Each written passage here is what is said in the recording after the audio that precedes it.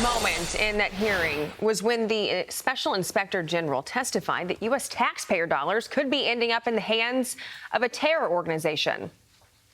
I cannot assure this committee or the American taxpayer we are not currently funding the Taliban.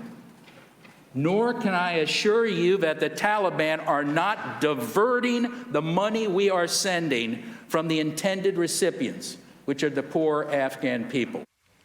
Chad Robichaux was on the ground in Afghanistan during the withdrawal and details that experience in his book, Saving Aziz. He joins me now. Chad, it's good to see you this morning, but, you know, this is shocking and concerning all in one. So now there's a possibility our taxpayer dollars are going to be funding or have been funding the Taliban. What are your thoughts?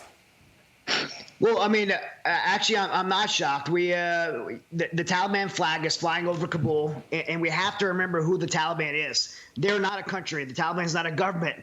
They are a terrorist organization, the world's worst and atrocious and most evil terrorist organization, in my opinion, who rapes children, sexually enslaves their women, and kills anybody who opposes them.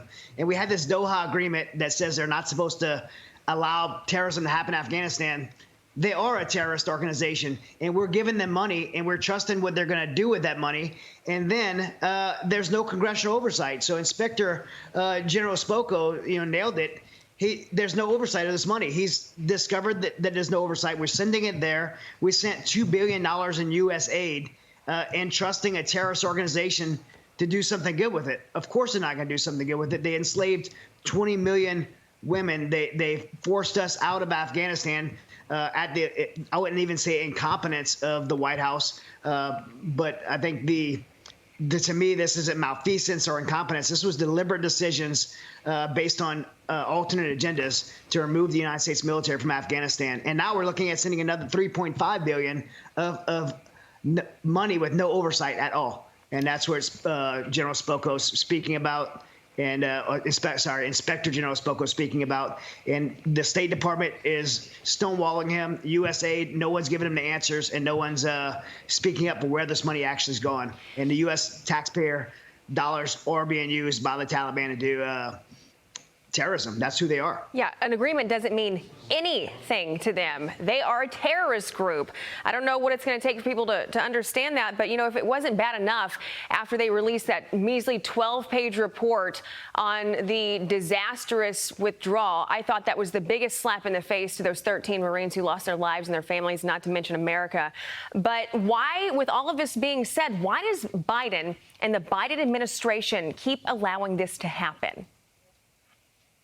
Well, I mean, look, the motive is something we don't know, but I can tell you that who benefits from the United States military being out of Afghanistan, and it's China.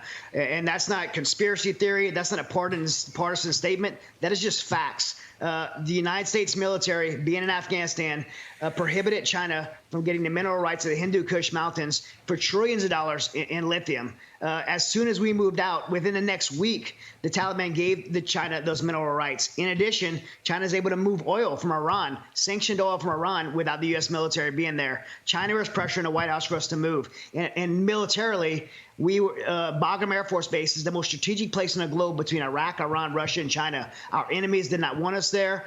Our international partners were successfully working with us to support the Afghan National Army to keep the terrorism at bay there, to keep the Taliban in those mountains. And we, the United States, through our White House and President Biden, chose to, without anyone else's consent, including the Afghan government that we worked with for 20 years, including our international allies, move the United States military out of Afghanistan. Chad, I've got to get this in. The IG is also calling out the Biden administration for not cooperating with investigators. Listen. The lack of cooperation by state, and I'm not talking about the IGs, I'm talking about the Department of State and to a lesser extent USAID, is unprecedented. Due to this refusal to fully cooperate, a significant portion of SIGAR's work, including the 5 reports we did for this committee, have been hindered and delayed. Chad, I need a really quick response and reaction to that.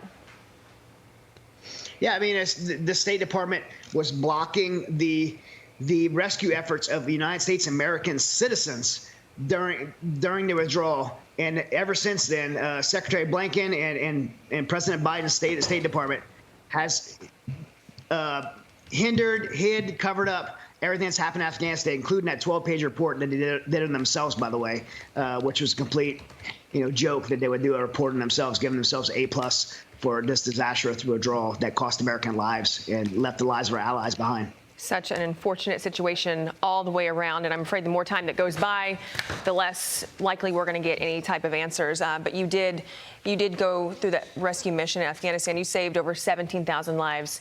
We appreciate you, and we obviously know they appreciate you too. Thank you so much for your time, Chad.